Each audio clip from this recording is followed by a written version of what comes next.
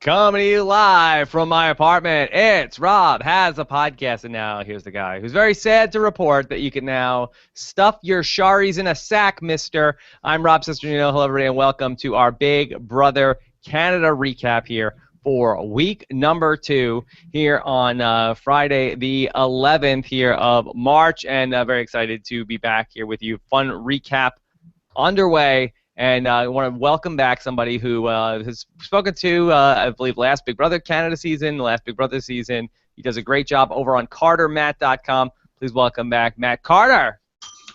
Rob, how's it going? I am personally great. I don't have anything to put into the complaint board today. No complaints. Yeah, no complaining in the podcast Grand Hotel.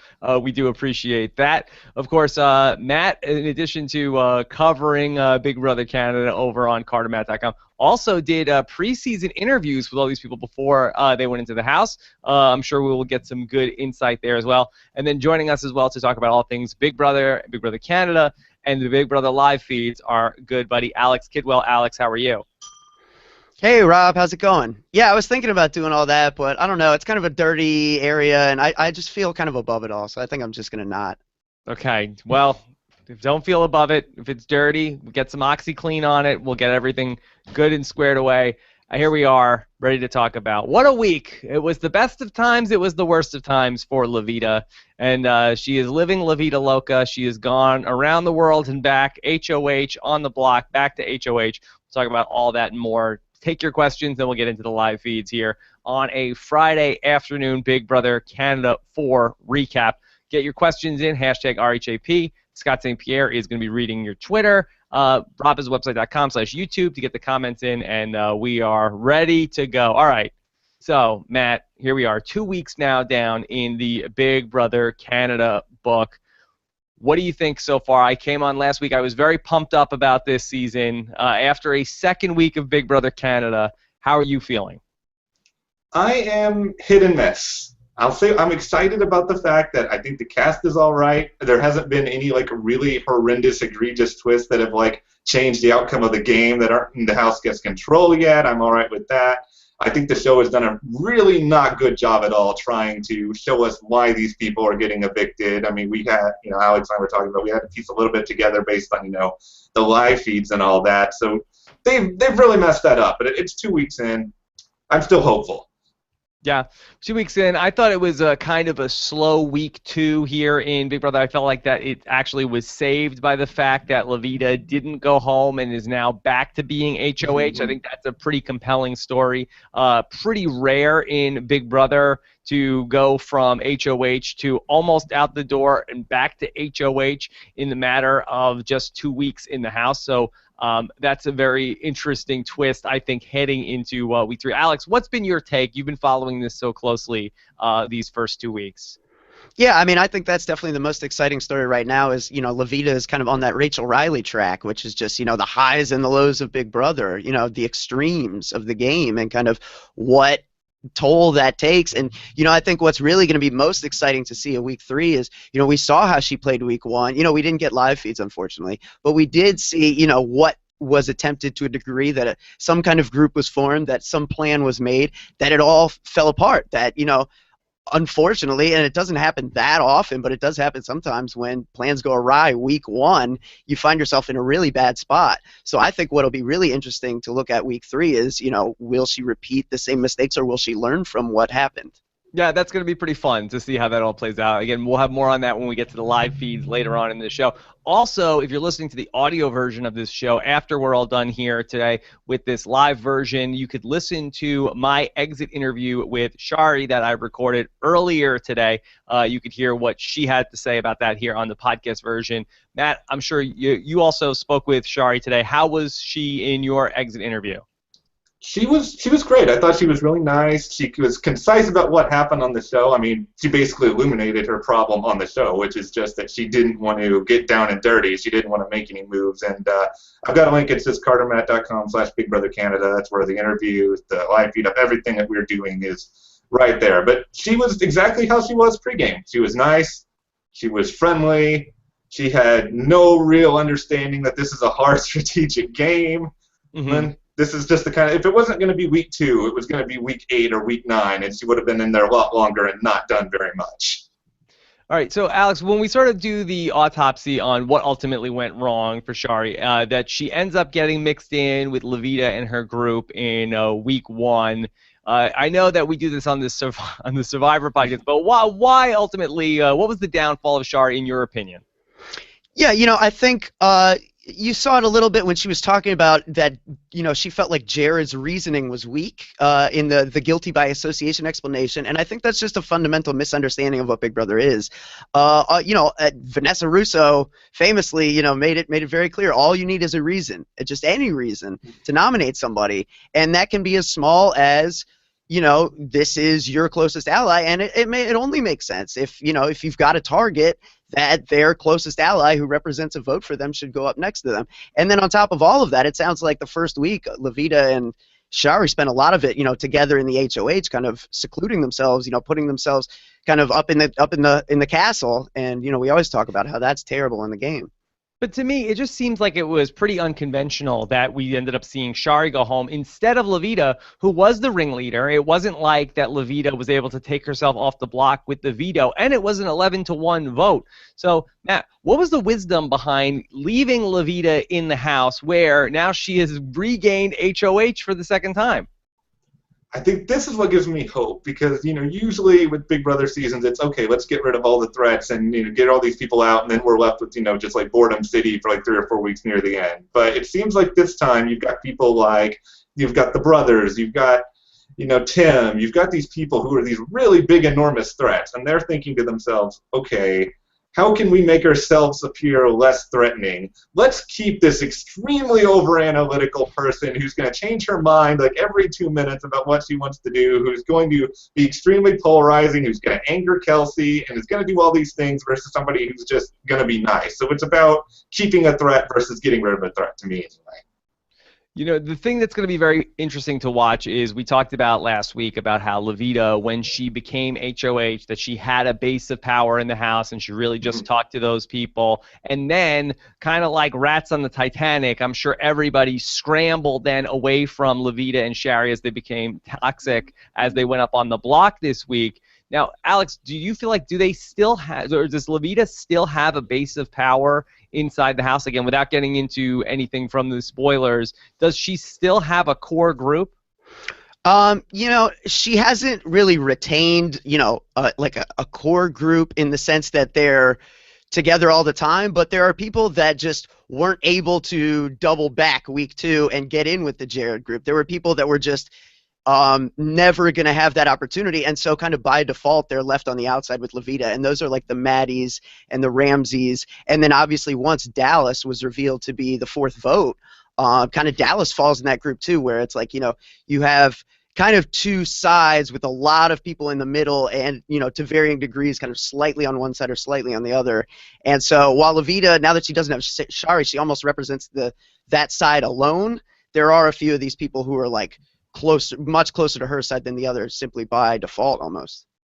Now, Matt, going back to Jared and the way that he ran his HOH week, and it really has been this sort of back and forth so far between that we saw Levita come into power, she targeted Jared's showmance, Jared came into power, he targeted Levita, she stays. So how do you feel like Jared ultimately did in his HOH week, where he seemed to probably want to start to go after the person who went after his showmance, but ultimately doesn't finish the job and leaves her in the house? How do you feel like he did in his week as HOH? If I was to give him sort of a 1 to 10 scale, I'd say maybe like 6.5. I mean, I think Levita's thing's not great. I think at the same time, this is a very weird sort of showmance, the whole Jared Kelsey thing, because usually it's, the bro who is the big threat everybody wants to get, but Jared just seems like he's just chilling, he's low-key, people seem to trust him, he didn't seem to come out of this with a whole lot of blood on his hands. It's like Kelsey who has like all the fire around her and all these people kind of thinking about getting rid of her. I mean, for an outgoing HOH, I've seen worse than I've seen for Jared. I think Jared will be fine. People will go to Jared again. How would you describe, Matt, the most powerful alliance in the House? That big group. Can you give me just a sense of a head count of who's in there? Okay, so the three that were kind of in power this week, you've got Jared, you've got Kelsey, you've got Raul. There are this kind of three close-knit sort of group, and then you've got Cassandra, who's kind of joined up with them a little bit. There's been talk, about her knowing Jared pregame, and they're called the Four Aces. And then you've got some other people who are just kind of jumping around all over the place. You've got, Joel, you've got Mitch. I really like both those guys. I think they're both doing a really good job, who are kind of just floating around the middle. They're jumping wherever. I mean, Tim's kind of in that same place right now. And they all seem to be the main voting group, but there's no cohesive block. This isn't one of these seasons where there's no bomb squad. There's nothing that's just controlling everything. At least that's my perspective. Maybe Alex sees it a little differently. Well, Alex, in Big Brother Canada, we've seen through at least the first 3 seasons that showmances always play a big part in how things ultimately fall together with these alliances. So do you want to just quickly talk through the showmances right now? Sure. I mean, the clear one obviously is Jared and Kelsey. I mean, that's the one that kind of emerged early on, was made prominent on the show, and kind of hasn't really gone anywhere. And, it's made more interesting by the element of Raul being, in with those guys thick as thieves. I mean, all 3 of them slept together in the HOH this past what's going on there? Well, there's an element of Jared was kind of uncomfortable with the idea that, like, him and Kelsey were, like, cast to hook up. Like, I posted something on Twitter about, Big Brother Canada's choosing of Jared and Kelsey, and it was the meme of Mike Tyson with 2 pigeons, and it says, "Now Kith." And, like, to me, that's what it is. You know what I mean? It's like they picked people, and they were designed to hook up. So I'm sure there is an element of that that's weird to Jared and weird to Kelsey. And it's taken some, like, getting used to. Like, yes, I click with this person, but I'm supposed to. You know what I mean? And it's like some Truman Show-esque type of stuff there. So that was kind of getting to him. He didn't want to sleep up there alone with Kelsey, even though that's kind of the way it was trending. So he was kind of like hoping Raul would join him, and Raul's really close with them. He had no problem doing it. So but it ended up being, like the 3 of them now are so thick as thieves, and they really are seen as a 3-headed monster, almost like the Ostwins were this summer at this point. But do they invite Raul in as to be some sort of, like, intentional blocker, but to ensure that nothing ends up happening, or is Raul closer to either Jared or to Kelsey? Well, it's like Raul and Kelsey are super, super close. But then, there was a conversation where, like, Kelsey's out of the room, and Jared did present it to Raul as though, like, dude, please be here just, because it would be good to have you here so that nothing happens. So, yeah, I mean, it's interesting. There's kind of, they're each approaching it from a different dynamic a little bit, I think. But it's an interesting triangle, for sure. I'll say. Boy, this could be a romantic comedy, right, Matt? Oh, I'm all for it. Or it's the Three's Company remake. Everybody's knock on our door. Right. This is pretty wild, because I mean, you typically have, so many times in different movies and TV shows you see that the woman has the gay best friend, but this is the gay best friend of the guy and the girl. And then there's the strategic element too. I mean, if these 3 stay together for a long time, what if both of them want to keep Raul over each other? Like, what happens there? Yeah, he's in a good position. This is fascinating to see how this ultimately develops. Okay, so Kelsey and Jared we know about. That's more on the nose. But what about some of these other relationships, Alex? Yeah, so we saw it most recently on last night's episode, and it's legitimate as the Nick and Maddie kind of connection that Phil is not a fan of. I mean, Phil, obviously he wasn't thrilled about the idea of having to share his game with Nick to begin with. And one thing they have done really well is kind of position themselves in that, Phil really has stayed close with the Jared group and been in the know there, while Nick has, worked on relationships with Maddie and Ramsey and that whole group. But, yeah, I mean, Phil is really concerned because there's a lot less people on that side. So if Nick is really, really putting himself, pigeonholing himself with Maddie for long periods of time, I mean, it probably will be a lot quicker time. It'll be a lot sooner that their number will be up. So I think he's very concerned that Nick being associated with Maddie will put them on the chopping block within the next couple of weeks. Now, is there any jealousy between the brothers there, Alex? No, I don't think so. I think Phil's definitely a flirtatious guy, and he's clearly single, but I don't think he has eyes for Maddie at all. Okay. All right.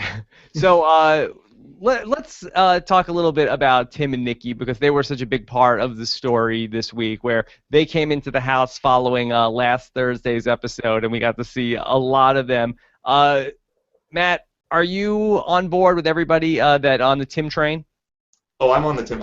I'm driving the Tim train. Driving the Tim train. Yes. I mean, I'm conducting it. I've got the hat. No, I love Tim. I'm not a Big Brother Australia guy, so I wasn't really that familiar with him. I found out like maybe a tiny period of time before I spoke to him pre-game that he was going to be on the show, so I didn't have a lot of time to research him. And I'd obviously heard of Jace, but then just kind of the dichotomy between the two. And Tim just comes on. He's so nice. He's friendly, he's funny. You want to just give him a big hug and fall in love with him and have tea with him and his grandmother, who he told me he loves to do all the time. And he's a good player, and he's funny, and he's interesting, and I really liked him. And I mean, Nikki is obvious entertainment. I mean, clearly they put Nikki up against Veronica from Big Brother Italy, she's not even the most popular Veronica in Big Brother Italy history, by the way.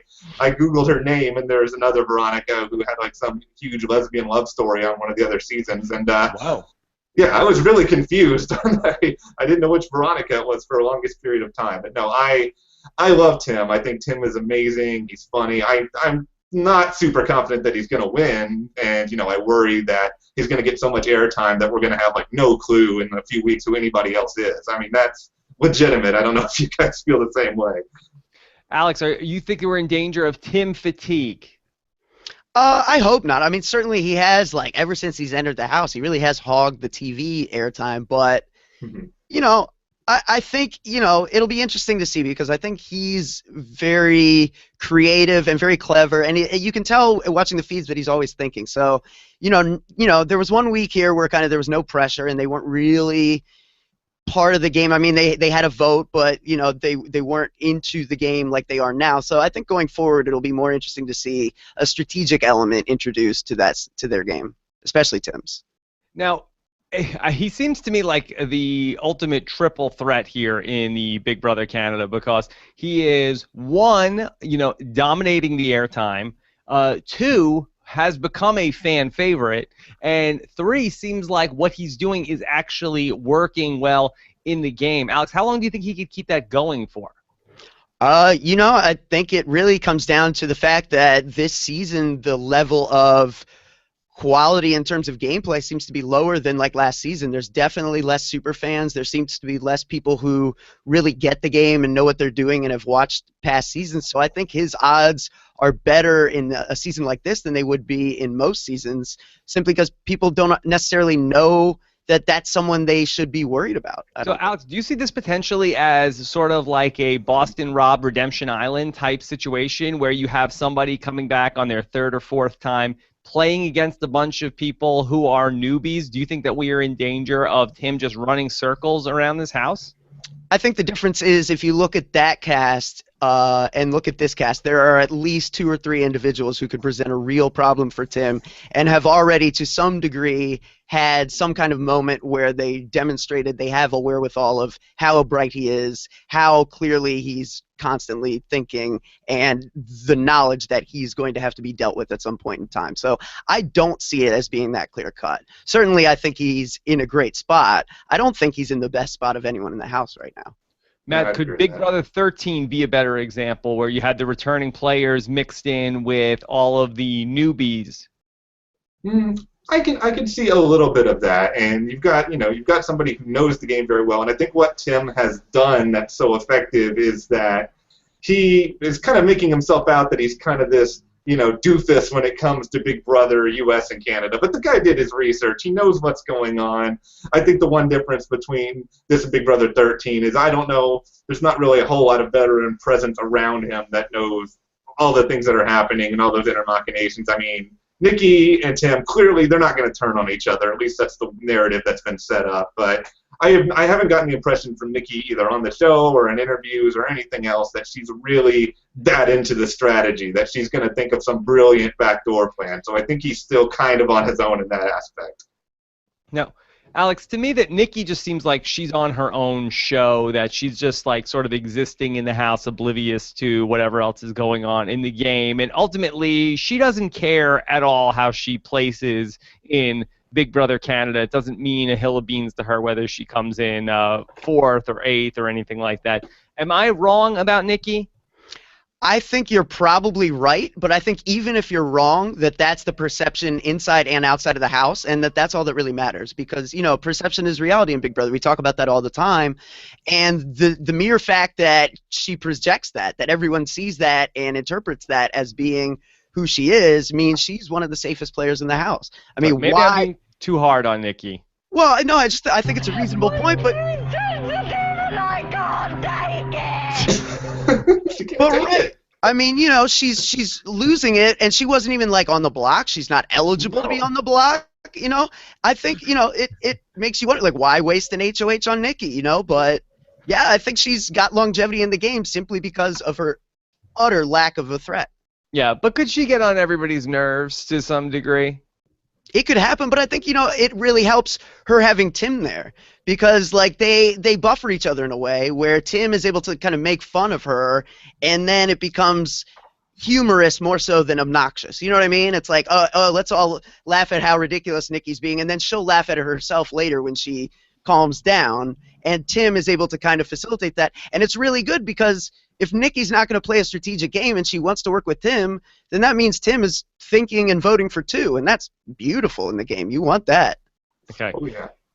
So in addition to Tim, the 2 names that I keep hearing about that people are happy about what they're doing, I feel like, are Mitch and Joel. Matt, could you speak to the games being played by those 2 players? Yeah, I'll start with Joel, because I think Joel is super interesting to me. I spoke with him pregame, and I thought I had him labeled as first person out. I didn't think this guy had any hope in the world. For those who don't know, which I'm assuming is most, I was on a show a long time ago called Beauty and the Geek, and on it, there was a guy on my season named Jonathan, and Jonathan was like the oldest guy on the show, and he was kind of this older, awkward, really awkward guy, and whereas, you know, I could go in there and be like really pathetic and really, really nerdy, and everybody was like, oh, everybody was just put off and uncomfortable by this Jonathan. He was a nice guy in real life, but on that show, and so I thought that Joel was going to come in here and be kind of this older nerd who just couldn't relate to anybody, but he's kept that at bay really well. He's kind of towed the line between being strategic and laying back. He's gotten to know people. He's still gotten a little bit of that endearing stuff going on. People really like him. I mean, Mitch is kind of the same way. I think they've got a lot of flexibility, and that's what you want in the first couple weeks. You just don't want to do anything stupid, and you don't want to make anybody angry. It's like whatever Haley Ford said in that one video, just don't be an idiot. You'll be okay. Yeah. So let's stick with Joel for a minute, too, because I think I had Joel wrong also. I thought that Joel was going to be out pretty early. I thought that he was going to be seen as somebody who was super schemy and somebody who people weren't going to trust very much in the house. But he does really seem that he's super earnest, and he's he's really a nice guy. We had the revelation on the show this week about that. He is somebody who has Tourette's, which is something that I didn't know about him going into the house. And then that OxyClean challenge that he got to do this week. I mean, again, part of it that we always say with Big Brother Canada is just get to the point where you could win some superpower from Canada, and you have to figure that he's going to be in the running considering the positive edit that he has. Alex, did you enjoy Joel when he was doing this? Oh, so dirty. I just touched the girl's panties. He felt really bad, right, when they had to everybody got yelled at him? Yeah, no, that would be like some Andy Kaufman level acting if he was making that up. That is genuine. No, I don't what you see is what you get with Joel. Yeah. So, but for Joel, I mean, don't you feel like he's on that track right now where he is in the mix to be Canada's favorite? Oh yeah, for sure. Yeah. Yeah, he reminds me of Bill Nye the Science Guy right now. Yeah. Well, Bill Nye the Science Guy is probably more Mitch, the Science Guy, who is somebody who he has really not dominated the airtime, but everything that he's been doing so far from what we've seen on the show has been pretty stellar as well. So let's talk Mitch a bit, Matt. What's been your take on him? I like him a lot too. I think the difference between, Joel and Mitch in my head is just, there's always the setup of expectations. It's you come into a season thinking, oh, this person's going to be, automatically a really great player. And then they are, and so you're okay, it's just as expected. Whereas Joel, thought he was going to be such a train wreck, and he turned out to be really fun. But I think Mitch is doing amazing. He's got good relationships. He hasn't ticked anybody off. I don't think, Alex can tell me if I'm wrong here, but I don't think anybody has been like, who we really need to get rid of? We need to get rid of that guy who I really like. So he has just done a great job of being in everybody's ear. And there's a little bit of Andy Herron in him, and I'm sure people on Twitter will have a reaction to me saying that, but I've seen him pop up in almost every room anytime something is going on. Yeah, that's good. So, Alex, how much have Mitch and Joel been on the same page? It seems very frequently. In fact, it seems like those two guys have been kind of, at the nucleus of the house, So you have if you have polarizing sides with Levita on one side and kind of Kelsey on the other, that was initial friction that still exists. I think the very center point would be Joel and Mitch. And it's interesting because Mitch is very low key, and I think Joel is probably the kind of guy who came in with a bunch of anxiety and probably really benefited, much like Ian did, from a week one immunity. He ended up winning safety that first week, and I think that's great for a guy like Joel who can really kind of allow himself to get his feet and feel comfortable and make connections without the fear of, a ticking clock. Like, I have to make this connection in day one or I'm in trouble. So, he was, kind of on that end. And then on the other end, Mitch is just a very cool customer. I mean, he's just in the house, very low key. If I had one word for his game right now, it's just patience, because he's just doing enough in that he's, checking in with everybody, making sure he's getting in kind words to everybody, making sure everybody has a good impression of Mitch. But he's very quick to divert anytime anyone tries to get his opinion about, like, well, who would you go after, or who do you align, who do you see yourself with in this game? He's quick to point out the other groups and divert away from himself. And so he's showing a lot of signs of kind of what you look for from good game players in this. All right, let's talk about some of the other stories from the week. Let's go on the other side of the ledger, somebody that did not have such a great week, or at least such a great start to the week. Let's talk through Dallas. Oh, boy. He was on the wrong side of the numbers last week, then tried to pretend that he wasn't. We did see that on the show. I believe that was on the Sunday night episode. We also saw him farting in a jar earlier this week. Matt, I thought that coming into the season that Dallas was going to be okay. I liked what I saw from him on his bio and his preview. Did you get a sense of how he was going to be doing when you talked to him preseason? All right, here comes the shame, Rob. I had Dallas as my runner-up because I thought this guy was going to be, like, not as good as John Party, but in that sort of vein, East Coast, a little bit blue collar. He seemed very nice, kind of humble, and like so far, he is like rivaling Paul Jackson as like most terrible first couple of weeks of the game. Let me just count the ways in which Dallas has been terrible so far in this game. Like his girlfriend has already been evicted from she evicted herself from the relationship after she watched the feeds. Tell me, I didn't know this story. So tell me what happened. Okay, all right, so.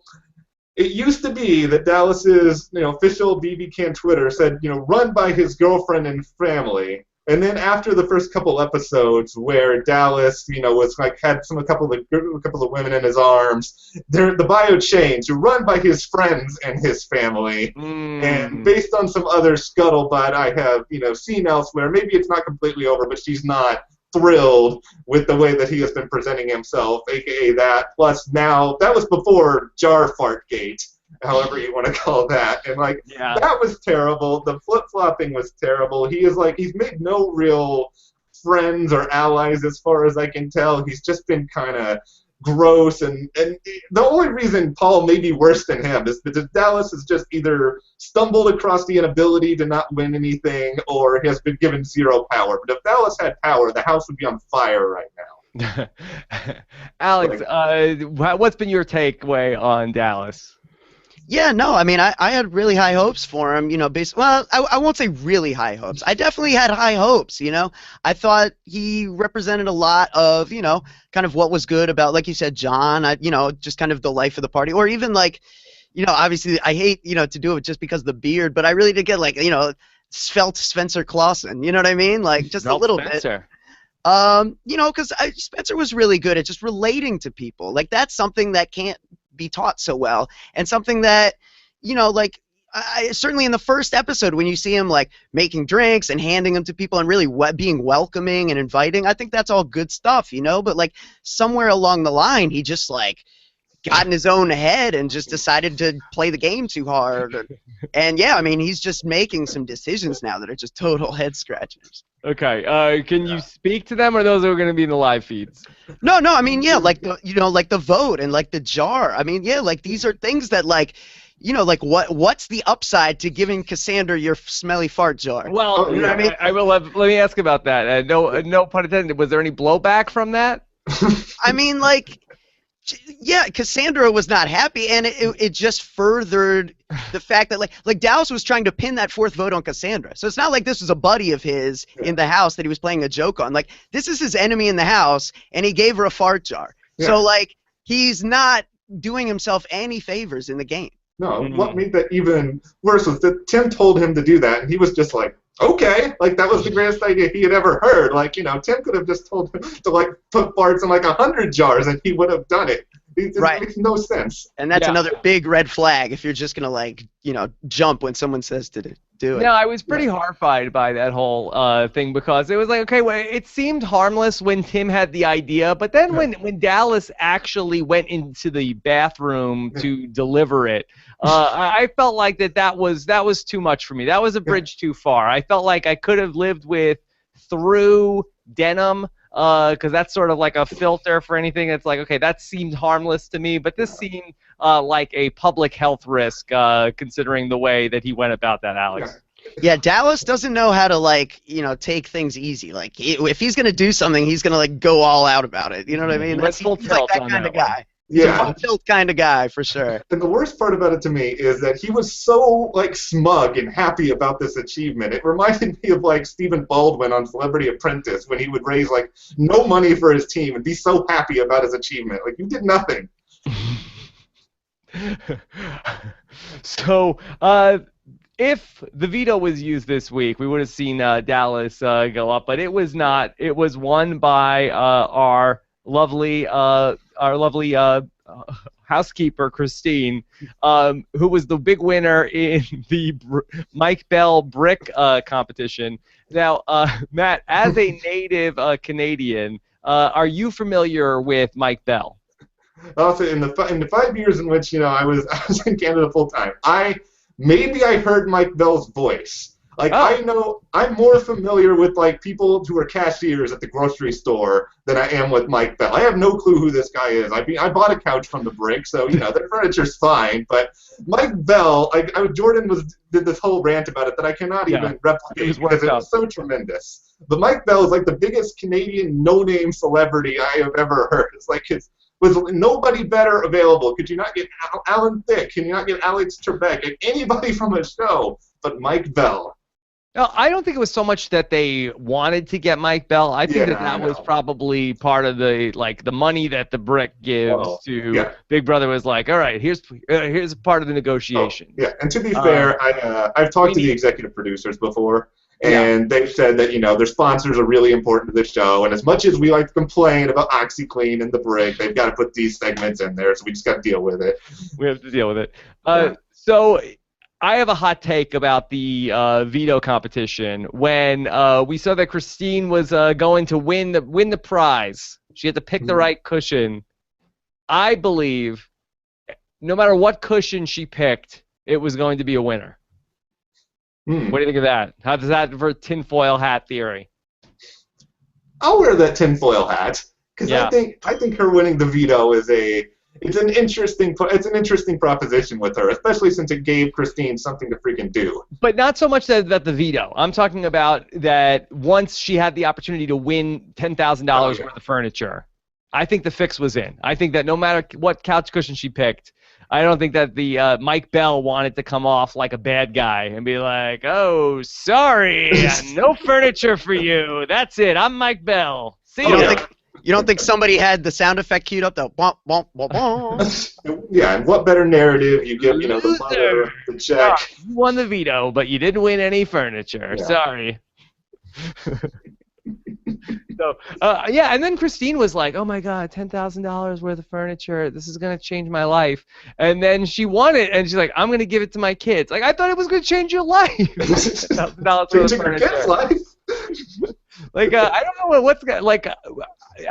If you had the nicest furniture in the world, Alex, would that change your life in any way? If you had, if I gave you, and yet you couldn't sell it, if I gave you $50,000 furniture in your house, would that change your life in any way? It would change my, lumbar support, but I don't know if I could call that my life. It's really pumped up. But then she gave it away.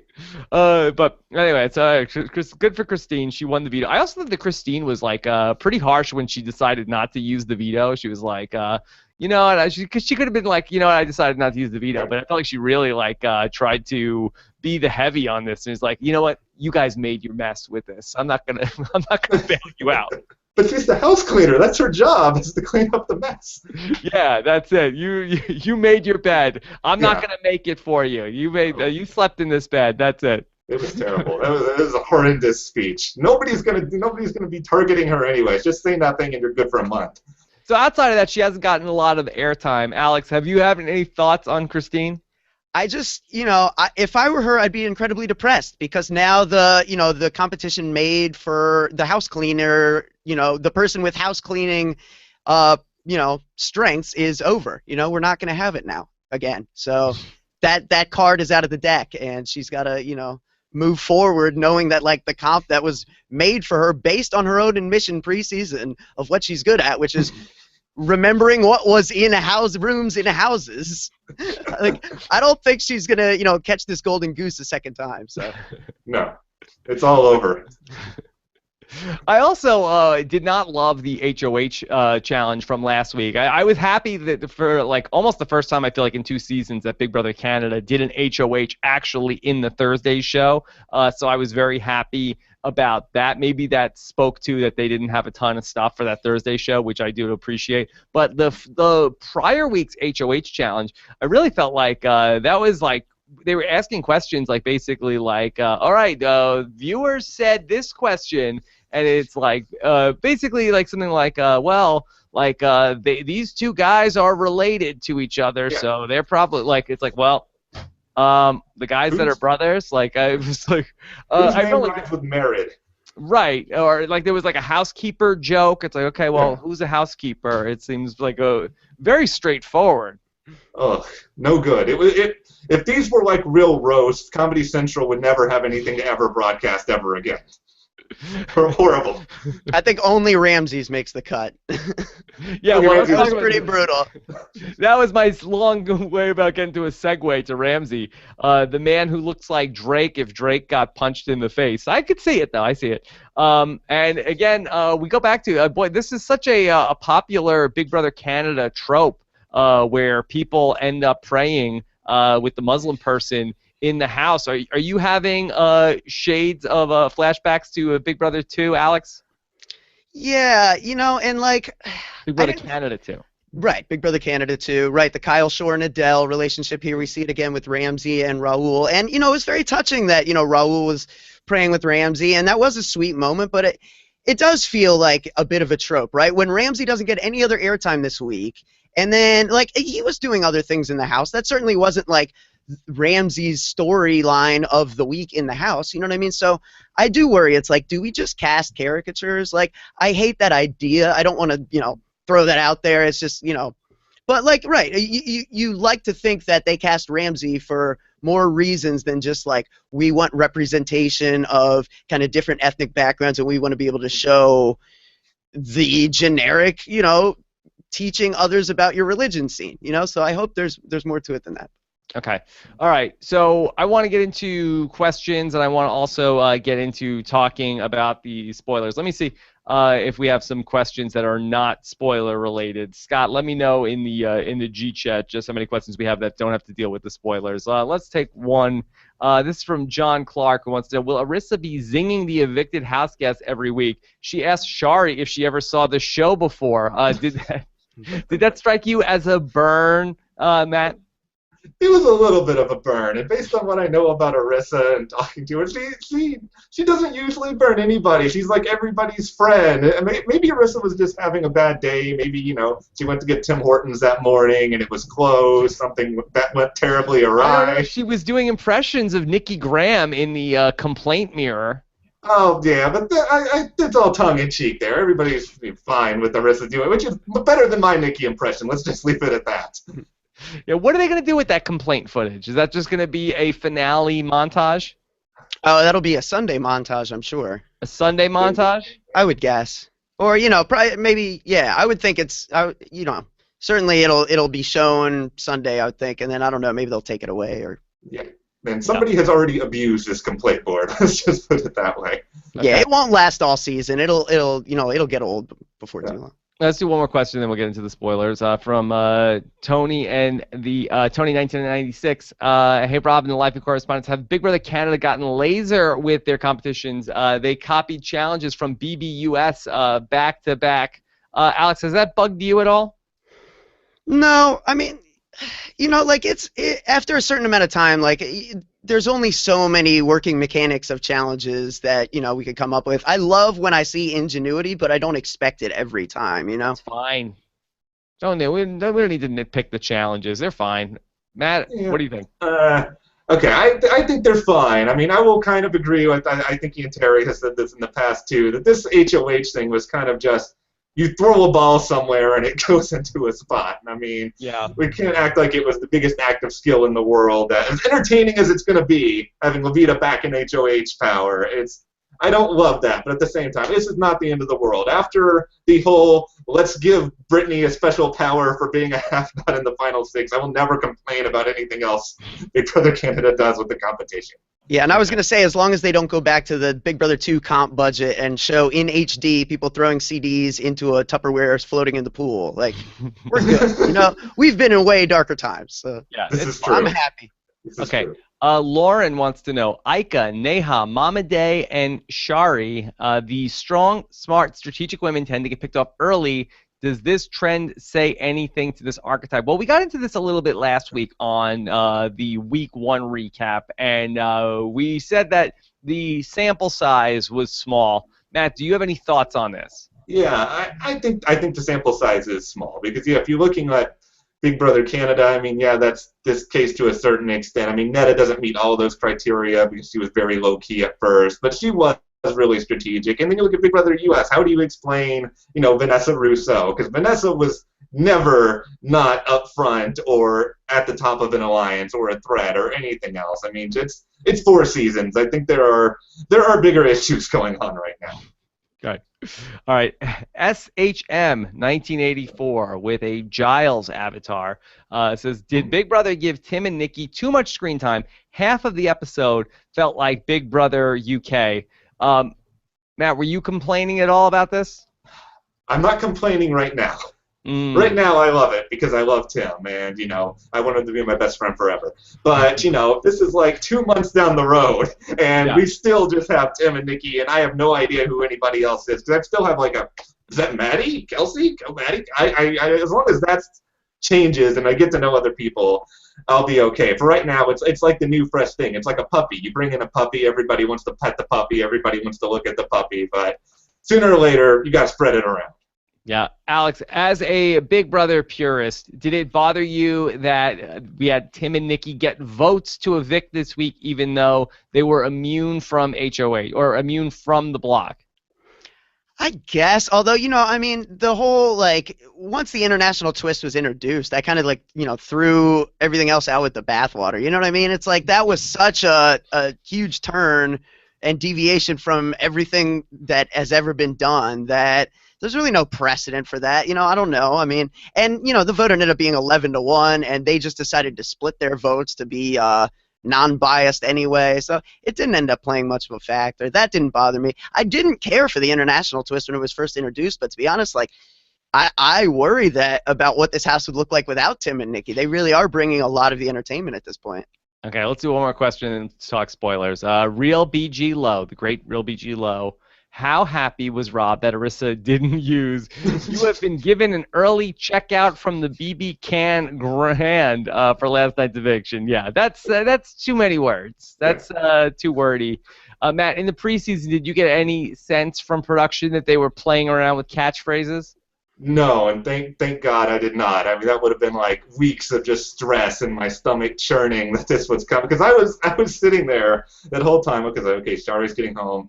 Just do it already, Arissa. Just give the terrible early exit BB Can Grant because you're clearly not letting this go, and we'll just move on. But if they've given her one piece of advice, it is to bury that and burn it and never see it again. So I'm happy with that. Yeah, go ahead and muck that saying. There you go. Yeah. All right, so let's get into talking about the spoilers. If you're jumping out here, don't miss Jordan Parhar this Sunday Night Live after the episode on robinswebsite.com and Reality TV Wrap-Ups. All right, let's talk spoilers. The Office of Civil Defense has issued the following message. This is a spoiler. Warning. A spoiler. Warning means that an actual spoiler against this country has been detected and that protective action should be taken. All right. I've missed let's that. talk about the spoilers going into the beginning of Week 3. It is Levita time once again, and let's see how Levita is doing. What did she learn from her week at the top, her week at the bottom, and that's life. She's riding high again. Alex, Yeah, how's Levita doing? What's she thinking? well, she's upside inside out, Rob.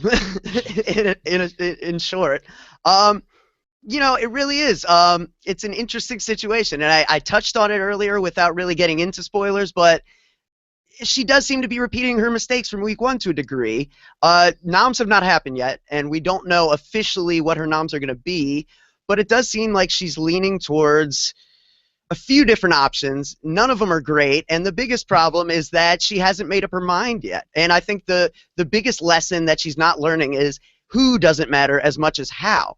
And her biggest problem is not coming to a decision quickly and then rallying the votes that she needs to ensure that her plan comes to fruition. She's spending all her time where she's the only one with knowledge, you know, because once you tell nominees they're nominees, they go to work. And so the problem is that she's going to go to work right at the same time that they go to work because she's going to make up her mind right before nominees need to be made. And so she's going to put herself in the hole again. So who are some of the names that are being bandied about? So, you know, it started out that, you know, she was thinking, obviously, you know, the immediate thought is, well, Jared and Kelsey. I mean, they just put her up and Shari up and took out Shari. I mean, it makes perfect sense to go after the third wheel because of what they just did.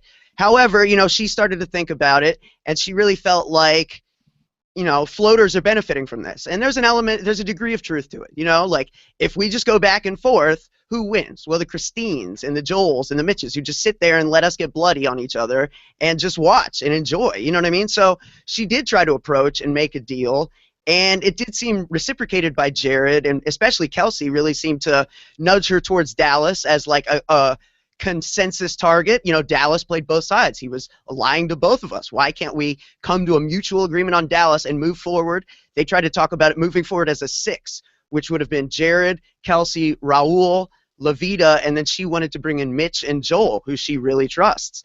The problem is, you know, if you're going to do it, do it. If you're not going to do it, don't do it. But she told them, yeah, that's good, and then she has conversations with other people, and then she brings them back in and voices other concerns. And ultimately, you know, no matter what she does at this point, she, you know, they're going to feel nervous about honoring a deal if she goes through with, you know, taking care of them because she seems so wishy-washy about it. And then if she doesn't, obviously other people are going to, you know, I mean, she's just really put herself in a terrible spot no matter what happens at this point.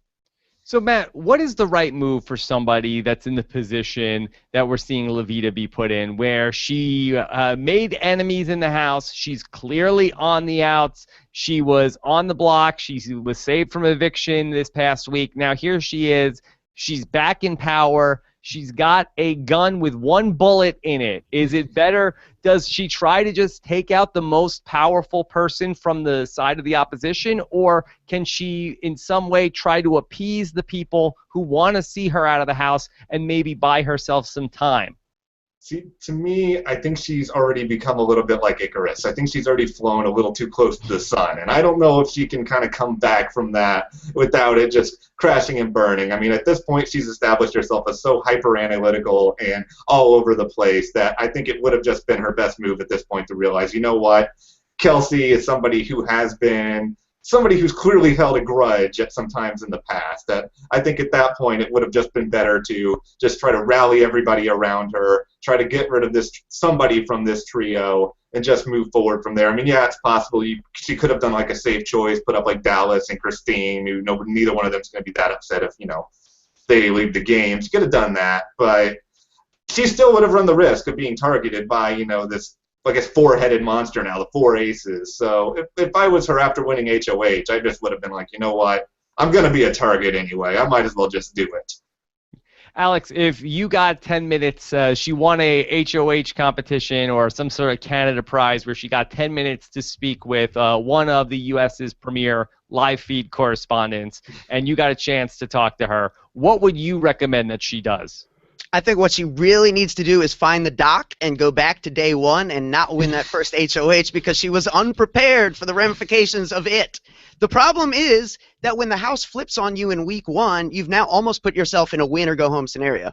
It's almost Frank Udy-esque where it's like, once it's turned against you, once everything is, she really doesn't have much of a leg to stand on, and it's going to be hard for her to find it unless she just pours all her trust into a group of people, and she's, as of yet, been unwilling to do that, and she also seems very reactive in the moment to, whoever she's talking to. So, Kelsey convinces her of Dallas, and then Mitch convinces her that maybe it's better to target Kelsey. Mitch tells her that what you need to do with your HOH is take out people that other people aren't going to take out, but that will come after you. And so she's leaning towards Kelsey after that, which kind of undoes all the good inroad work she's done with Kelsey. And then kind of Jared comes up and convinces her to kind of go more after Christine and Cassandra, more neutral-esque targets. And then now, the latest I've seen is that Tim is kind of, pushing her in a direction that what she may do is Kelsey and Cassandra, which is, I guess a bit of a half measure, but ultimately, it doesn't matter what the nominees are to me, because she didn't do the most important thing, which is secure the backing to ensure any plan gets, Would it be of some help to Levita in her HOH basket if she received a copy of Sarah Hanlon's book, How to Win Big Brother? She did beg for a triple eviction today, and I do feel like that would be a key element to getting her to where she Sarah needs to. did or Levita did? Levita did. Levita's really hoping for a triple to kind of pull her out of this jam she's dug herself into. That would be huge if she could end up pulling that off. So who does she have on her side? Is there anybody at this point, Alex? She really thinks she has Mitch and Joel, but obviously they're just, doing and saying the right things. And Tim as well, although Tim and Nikki seem to lean towards her side in that they don't really seem to like a lot of elements of kind of the Jared, Raul, Kelsey power dynamic that seems to be, kind of putting themselves a little bit on a pedestal above the rest of the house. I think she, for the most part, she is kind of alone. Obviously, Ramsey and Maddie don't feel like they have any love coming from the other side, so they're going to feel automatically like they're in with her. But then they also had a conversation where they just don't even know where they stand with her because she's talking to everyone. And, she does seem to have these same kind of conversations with everyone. She's like, yeah, that makes sense, or I didn't think of it that way. And it just makes you wonder, did she really not think of it that way? It just seems like a lot of her game is just so reactive. And the players who are good at this are the ones that are proactive, the ones that know who they're nominating the moment they win HOH. It's clear to see that Levita is just kind of a few steps behind with this game. Do you just see her as somebody who realizes that there's a no-win situation and that's why she can't make a call here because none of the options are good? I think she's struggling to see it. And, yeah, I think she even, suggested she evict herself today. And I think without, coming out and acknowledging and showing, the presence of mind that, wow, I'm in a tight spot and there's not a lot of good scenarios, I think just that admission and the struggle she's having with the nomination in of itself just demonstrates that she realizes her position is very, very difficult to come out of unscathed. Impossible. Yeah. I'm sure that she was saying that in jest, but I have to say that maybe that thought was popping into my head as you were talking about what her options are. I mean, is that even a possibility? Could somebody in, say, like a Dan Giesling funeral-esque way put themselves as HOH up on the block? Would Big Brother allow that, Matt? I would love it if they did, because I think it would be hilarious. I mean, maybe some purists out there would be like, the rules are changing, let's change it. But whatever, it's an entertainment show. It'd be hilarious. I'd do it. I mean, I don't think anybody in this cast, other than maybe like Tim, is that diabolical that they would even consider it. And for Levita, this isn't even the first time that she's threatened to self-evict. Like, I think she did this like a few times last week too, when things weren't going her way and she just wanted to take her ball and go home. It just seems like the thing when the writing is on the wall this much that it's like, well, what is she up to? I don't know. Let's not give in. Like, I don't know. Maybe it's something that could be some sort of like a crazy Hail Mary that might just throw everybody off the scent. Like, maybe that this is what she wants. Let's not give it to her. So, all right, Alex, anything else big happening on the live feeds that you want to talk about? Yeah, obviously that's a lot of what's been going on today, and nominations still haven't been made yet. Feeds are down right now, and, we believe that that's what's about to happen. The thing that makes it really interesting, and the thing that makes me suggest that if you haven't watched any feeds of this season yet, that tonight should be the night you watch, is that Joel had a task today in which he won booze. So everyone's been drinking before nominations, and Levita's noms are up in the air, and that's the cocktail for the perfect storm of Big Brother. Has it been a pretty dry season in Big Brother Canada 4 so far, Alex? No, actually, they've been pretty frequent with the booze deliveries, and I think it's, it's a big part of why people have been saying this season is so great. I think, there is an element of, people who are not super fans don't have as much of a filter on kind of knowing what they should and shouldn't say and speaking in vagaries. So you get more kind of just diarrhea of the mouth, which is always good for feeds and for TV. But then on top of that, there's also this element of there's been booze most every night. And so I think as a result, you are getting some interesting conversations and some slips of the tongue that you wouldn't get otherwise. Whoa. Yeah. Okay. Let's take some more questions from the people watching the show live. And why don't we go back to Ashley in the chat, who wants to know, do you think it was a big mistake for Levita to win the HOH this week? I feel like it's going to ruin all of her work from last week. That's an interesting question. So, Matt, what do you think of this? Did she do a bad job winning the HOH this week? Maybe, but I mean, I don't know how much her work from this past time was going to stick, because I mean, if she hadn't won it, I mean, who was it? It was one of the bros who would have been in power, and who knows what's going to happen there. And at the same time, like I said earlier, this was such a predictable HOH challenge that like maybe you could just like take your little puck and just go and just throw it all the way down into like a 0 or a 3, but you don't want to look like you're obviously throwing it. So it's kind of a hard thing to make it look like you're throwing it. I think it just kind of is what it is, and she kind of screwed herself up by just getting to this point.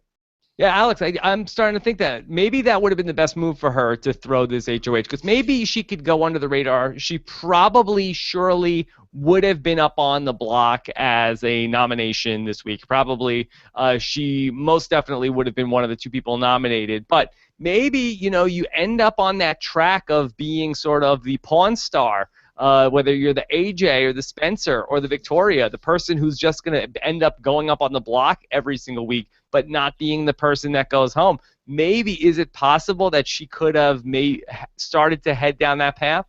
No, I agree with you. I think either route are pretty low percentage, kind of based on the hole she had dug, as Matt was talking about. But I think that I lean towards what you're talking about, which is like if you're going to go one route, if you're either going to go aggressive or conservative at this point in the game, it's week 3. I think, I would rather take my chances hoping I can work myself back into the fold and, find safety for extended periods of time versus kind of going big right now and basically ensuring that I have to win HOH or veto the rest of the way. Okay. Let's get some more questions. This is from Edward Morris, who wants to know, with the goodwill that Tim has, can a non-Canadian win? Matt, what do you think about this? Is there any issue that you think that there would be any sort of outrage if a non-Canadian won Big Brother Canada? I don't think there would be outrage. I mean, there were some people who were upset when they got cast who were kind of just saying, oh, they took places away from other Canadians. They're saying, who knows, they were going to cast any more, Canadian people anyway. Do I think he can win? I'm not going to go, Rodney, give him like a 0.000% chance or anything. But I think he's got a chance. I just think it's a pretty small one because he's just so likable and so charismatic, and he's already won a game, and people know that I think once he gets down to final 7, final 6, if he's still there, he's going to really just have to put on like one of the wildest comp sprees that we can ever possibly imagine. So I mean, I would love it. I'd be really entertained. But what about the fan reaction? Will Canada be rioting if a non-Canadian wins Big Brother Canada? We're too nice Canadians. Nice. We don't. Well, actually, no. There were some riots in Vancouver after a Stanley Cup game, but I think they will be okay. I think there have been bigger riots in Canada after Topaz Gate in season 1. There were close to riots. I don't think it's going to be anything close to that. Yeah, Scott St. Pierre, you let me know also. Let me know if what the reaction is going to be to that. Okay, follow up on Tim. Besides Mitch, is anybody else catching up on Tim's gameplay? Who's going to lead to Tim's downfall? Alex, what are you seeing out there? So yeah, I would say besides Mitch, Joel is one person, and it was actually a conversation between Mitch and Joel that I was alluding to earlier, where they both kind of, reference to each other, and they haven't come out and declared themselves an alliance, but it's very clear that Mitch and Joel are on the same page, and that it's really been those two, and I guess you could say the brothers, at the core of the voting thus far in the game, where that is kind of the nucleus at the center. The brothers have been very good in that, like I said, they're each kind of working each side, so they do find themselves kind of in the middle as a result of pulling both directions. So I think, but Mitch and Joel especially are very aware of kind of what Tim's doing and what Tim's capable of. Okay, this is a question from Real BG Low. Can someone adequately explain Vodka Gate? Okay, Alex, can you give us a true sense of what went on in Vodka Gate? I mean, yeah. So it was the problem was just that I guess Raul and Kelsey and Jared kind of just got a little aggressive, I guess you want to say, or just a little premature in terms of kind of jumping on the vodka before everyone else for a lot of this week, and it certainly seemed to rub Nikki the wrong way. I don't think Nikki was the only one rubbed the wrong way by it, but Nikki was certainly the most vocal about it. It was very, very, I don't think the show did it justice, where Nikki had just a very, very extensive diatribe about how Raul poured himself 2 drinks and kind of took them both upstairs and pounded the one, and came at, as she described, just waltzing downstairs with the second drink, and, really did this, ratcheted up to 20 with her, Raul impersonation. It was just this caricature. It was very funny to watch, especially because, she's so over the top in kind of every little diatribe that she gets on, no matter kind of what the issue is, but it really is entertaining. And, yeah, I mean, she can't pronounce Raul, so that's making it funny, where she keeps saying Raul and Raul and just, everything but Raul. And, yeah, I mean, but, it all came down to the fact that I guess she didn't get enough vodka. And, yeah, I mean, it was it was fantastic in terms of entertainment. So how did the house react to that? Did they have goodwill towards Nikki and feel like that Raul was messed up what he did, or did they take Raul's side? Yeah, no, I mean, they told Nikki she was overreacting because she was shouting, and, I mean, it was really a serious reaction. But,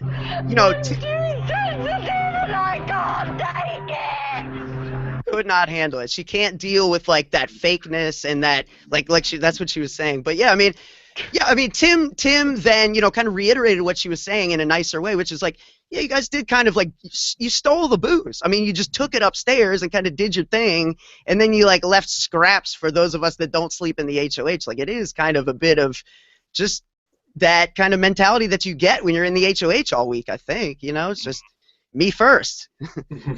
Okay, let's take some other questions. This is from Danny, who says, how frustrating is the show's edit? There was so much game talk happening, but instead all we had was Dallas farting in a jar. Okay, Matt, are you frustrated with what the show has shown you through 3 episodes?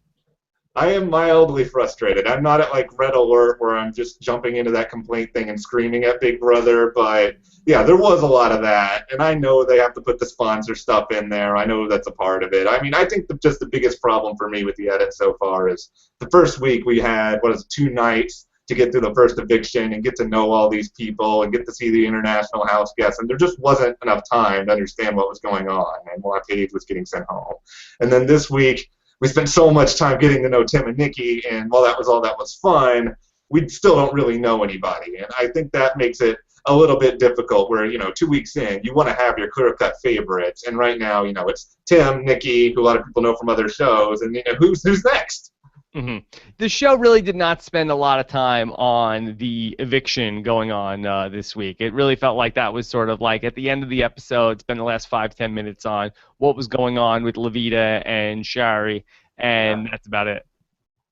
Yeah, it was not a lot of time. And I mean, maybe sometimes, in Big Brother US, they do a little bit of course correction where the next episode picks up and they give you a little bit. But yeah, I really doubt that's going to happen based on the live feeds right now. There's like 3 episodes worth of gold just from today, and we haven't even really talked about the Nikki and Phil thing, whatever is going on there. Yeah. Well, do you want to talk about it? Oh, yeah. Well, I'm living for this right now, Rob. You have not. This is tremendous fun for me. So apparently, we have Phil, who claims that he has a crush on Nikki. I don't know. Maybe this is also some sort of task, like with what Alex was talking about with Joel earlier. I don't know. I haven't seen anything of it. But like Tim was giving him this, hardcore advice session with Cassandra on what he should do about his crush on Nikki, and it's just such an unusual idea for a couple that it just seems like it would be really, really fun. And I like Phil more than I thought he would. He was total kind of douche mode in the pregame interview, and he's been kind of fun here. And I like the whole unlikely romances because, when Amanda McRae first happened, I was like, oh, this is really exciting. I mean, 3 weeks later, I might kind of changed, but I like the unlikely romance. The heart wants what the heart wants, Matt. That's right, Rob. I love love. I can't believe I just said that on a podcast. Levita? Well, there you go. I love Levita. No, I don't see. No. Way too much going on. No, not a fan. So, and this is happening. Do we know what Nikki's reaction is to this? I don't. Are the feeds still on, Alex? No, I think they're still off.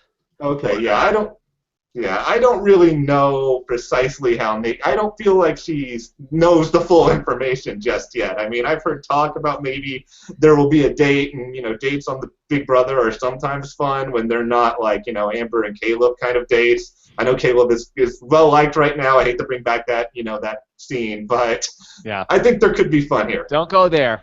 No, I know. I will not. We've made so much progress. No, yes, exactly. Never said it.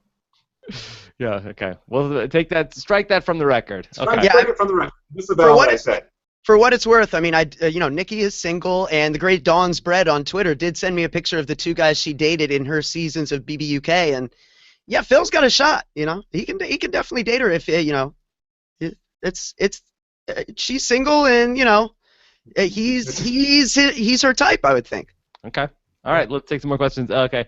I'm drunker than Moses wants to know, if the house guest had to pick to keep one of the brothers, let's be honest, it'll happen, who would stay? Bill is playing the better game, while Nick, well, who is he? Where did they find him?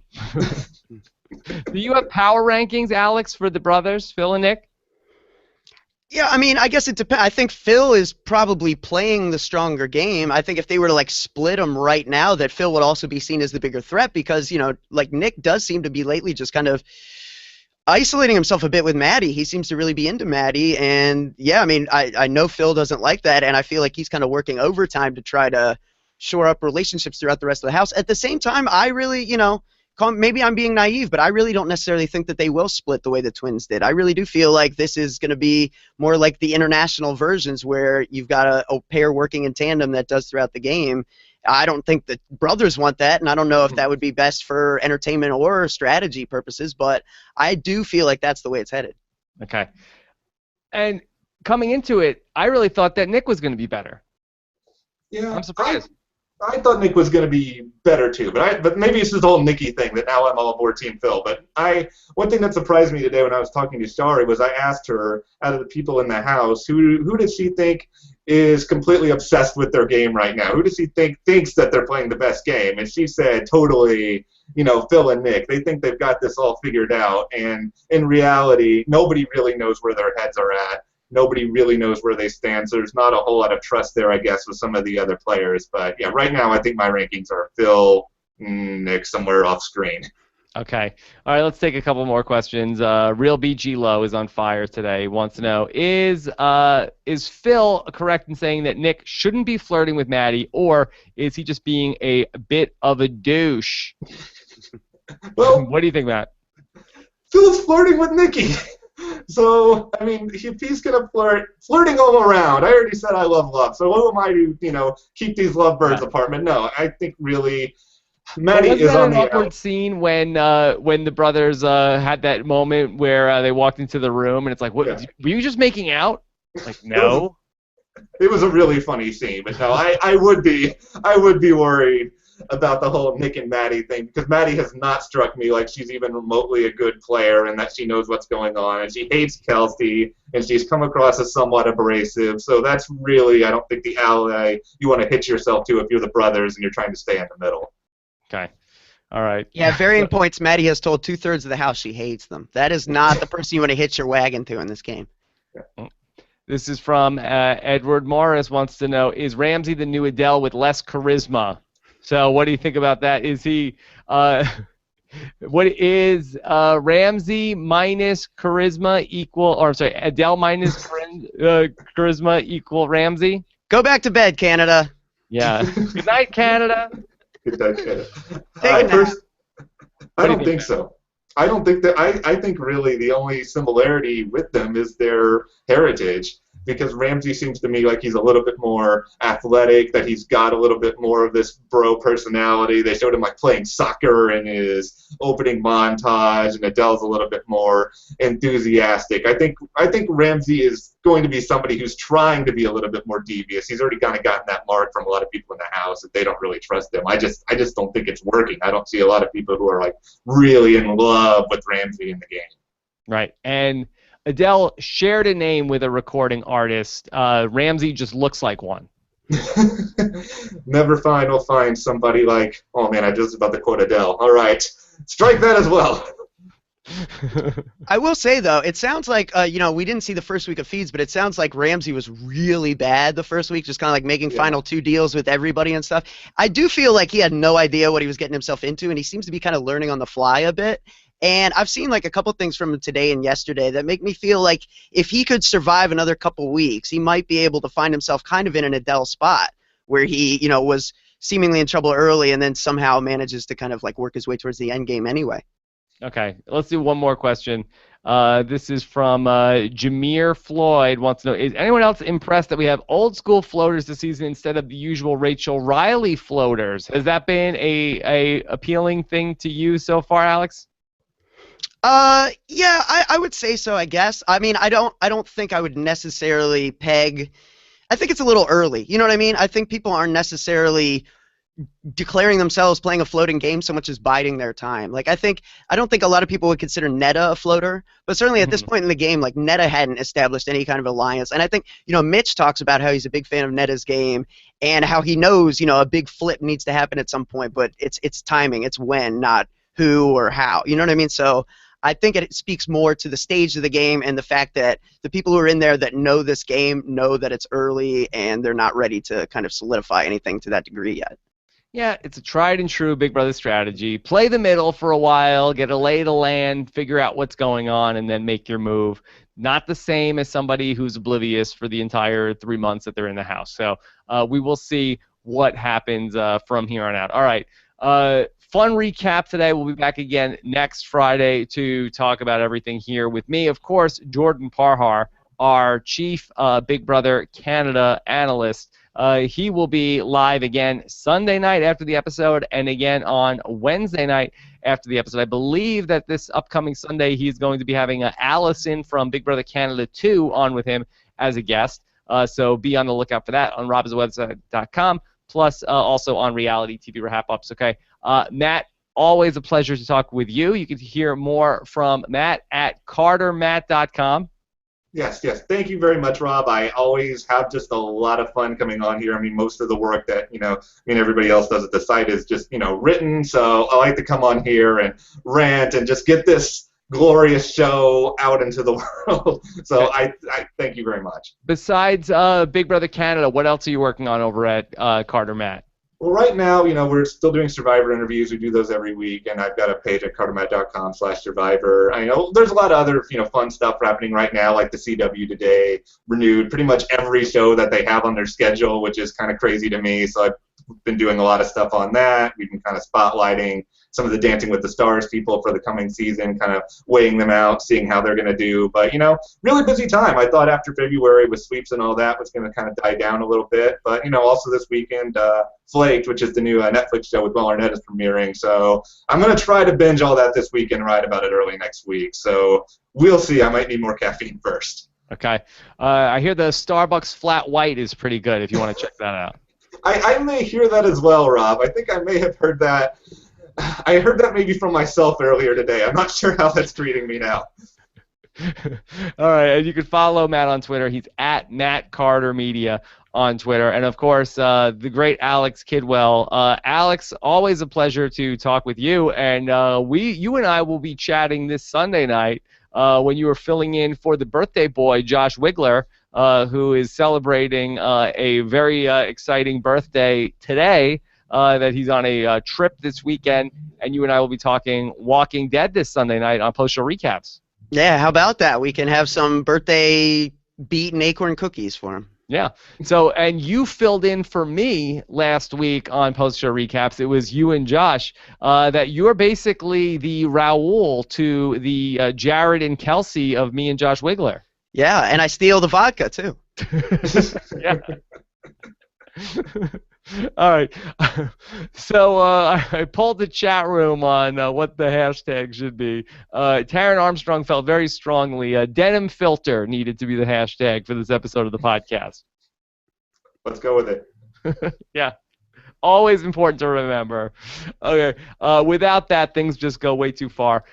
Tonight, also, I will be live to talk about the 5th episode of The Amazing Race 28 with Jessica Leese. That's going to be live at 9:15 p.m. Eastern Time on the social media edition of The Amazing Race. Matt, do you keep up with The Amazing Race? Oh, I do. I have never missed an episode of The Amazing Race. I think that's one of the few shows I can legitimately say that from start to finish. I've been there almost live the entire time. And I will tell you, I was really worried. I thought that this was just going to be like 22 Frankie Grande's going into this season. I'm sorry I brought his name into the podcast, but no, it's turned out to be really fun. I like it. I like the geography of it. I don't think... Oh no, it's happening. Okay, no. Speaking of Frankie Grande, I'll also be recapping the Saturday Night Live this weekend on Post Show Recaps as well, hosted by the lesser-known sister of Frankie Grande, Ariana.